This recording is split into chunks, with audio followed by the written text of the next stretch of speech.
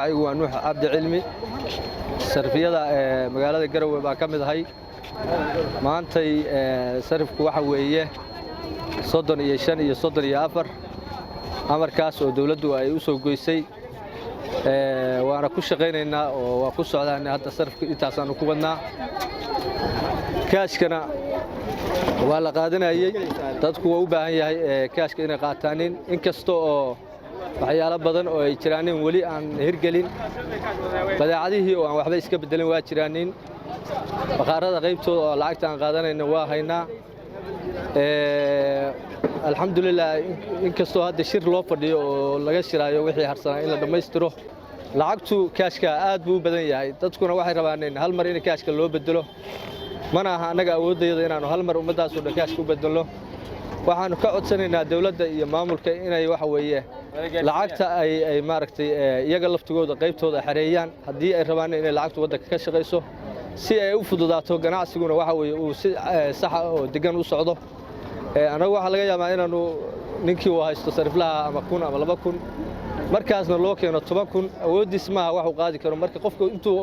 awoodiisa markuu ka qaato wixii kale wuxuu dhayaa hal ay dhaafiyo marka caqabadaha waxa ka mid ah caqabada noocaas ah kaashka in la socodsiiyo oo ganacsatada dhinacyada kasta dhamaantood ay maaragtay qaataaniin aniga magacaygu waxa leeyahay Maxamed Ismaan Xirsi shaqadeedana waa sarifle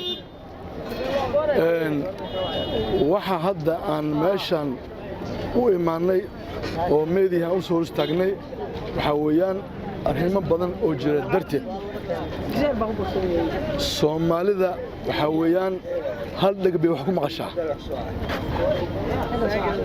madaxweynaha markii uu yiri furdada kaash lacagta lagu qaadayo waa 100% oo shin Soomaaliya qaadi maayo ayaa eelkan bilowday ummadan soo jeesadinimo ummadan dib badan ay qabtay waxa ugu horeeyay shaqo la'aan ayaa ugu horeysa waxa ugu horeysa macnaheedu cudurada saameeyay waxa kale oo saameeyay waxbarasho la'aan biyo la'aan koronto la'aan ayaa saameeyay haddii dadka qaarkood ay koronto ku jiraan waxaan ognahay annaga dad aan koronto haysanin aan jiraan biyana haysan ayaa jiraan waxaa la rabaa marka see xeer lagu xigtaa ilkana ku nabad galan ayaa la yidhi madaxweyne waxaan ka codsanaynaa madaxweynihii Puntland ayaa tahay in insha Allah taala warkii aad tiri shalay oo dekadii 100% aad tiri inaad ka laabataa waa koow waxa kaloo jira oo aad ogeyn canshuur xad dhaaf ayaa jirta waxaan la kulannay gabdhaha yaanyada gadaan la kulannay waxaa dhacday in kartoon iyo gooni loo kala canshuurayo dadka markii canshuurta lagu badiyo ayaga waxay sameeyeen sicirka bay ku sii dareen doolarka waxa la waa la jibinayaa 3,400,000 baa lagu guranayaa mana loo sarifay kaashka dadkii baa la dhacaya lacagta bay urursanayaan sariflu waa kuwa meesha farfadhiya nuux baa ka mid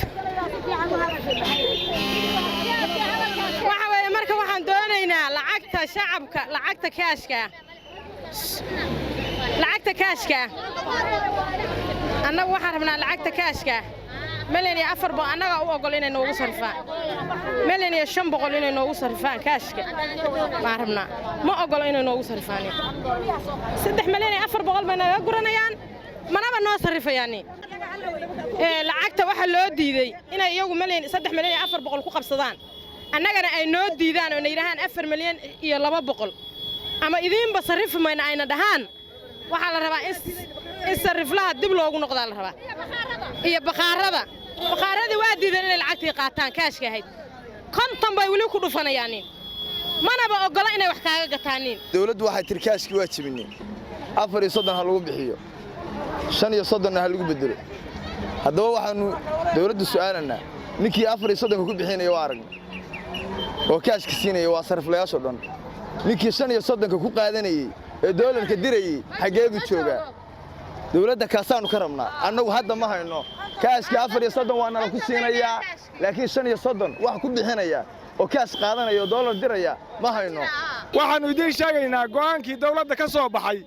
oo la yidhi sarifka 5 lama dhaafin karo inaan nimankii sariflayaasha ahaa $1 ku siinayn ninkii dollar watay ka qaadanayaan kaashka iska saarayaan $1 ku siin maayaan haddaa $100 doonayso markaad tiraahdo ii sarifna wuxuu ku oranayaa ma hayo dollar waxaanu kala aragnay haddaa kaash wato oo arigaaga siisato oo aad wacdo raashin siiso inuu saaka yidhi haafkii waxa weeye 650 shilin Soomaaliya maxay ku fadhidaa markaa waxay ku fadhidaa halkii dollar $13 way haafka baa la siin jiray 50 ayuu ku fadhiyaa hawshii marka waxay tahay isma waafaqsana nimankii waxay sameynayaan baqaarayda ahaa oo lacagta haystay lacagtii dollarka ahayd haddaa la tagtay lacag Soomaaliya waxay ku leeyihiin 46 dawladduna waxay cariftay 5 iyo 30 iyo 4 iyo 30 bay cariftay shalayto waxaa dhacday anigu halkaan baqaare anoo jooga nin baa 5 malyan oo Soomaaliya la yimi 4 kiisho bura ama ku qaada ama naga tag bayaan waxaan u xisaabsheen 47 waxaan marka maamulka sharafta ka codsanaya madaxweynaha ka codsanaya madaxweynaha afkiisa ka yiri dikarata madaxweyne aniga waxaan ku iribo yiri lacagta hala jooja lacagta lagu qaadanayo boosaas lagu qaadanayo waxba kama qabnaa amarka dawladda laakiin waxaan ka jeclaan lahayn dadweynaha inuu maqashiyo mar labaad dikarata labaad oo macnaha dadku uu ku socodsiiyo wax maamulka idinka ah waa la doortay madaxweyne haddaa tahay haddaa baarlamaanka tahay haddaa wax kasta tahay anagu maamulka la malihin Puntland baan madaxweynaha noo Siciid Cabdullaahi baarlamaanka idinka baarlamaanka Puntland anagu meesha ka hadlayna waa Puntland waxaanu nahay Puntlandis baan dad Puntlandis aan Soomaaliya ku dhashay gobolkan ku dhashay waxaanu codsanaynaa in bilaadanka loo turo oo Ilaahay sunnaxo yiraaneen loo naxariisto oo waxa kale la farageliyo warmas waxa kale isu sheegay dadku wuxuu qabaa riwaayad nimankii ganacsadana waa diidan lacagta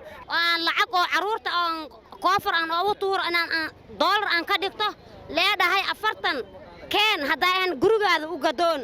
raggii iyo dumarkii waa iska hor imaasho waa cariiri waa rafaad walaalayaal 34 ayaka haday nuu sarfaan anakana aan EVC rabno 40 noo dhahayo oo soo dhawaato maahin horta dawladda aad bay u mahadsan tahay nidaamka ay keentay nidaam aad iyo aad u fiican weeye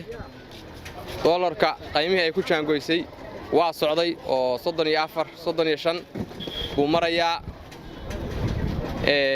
laakiin ciladu waxay ka taagan tahay lacagtii kaashka ahayd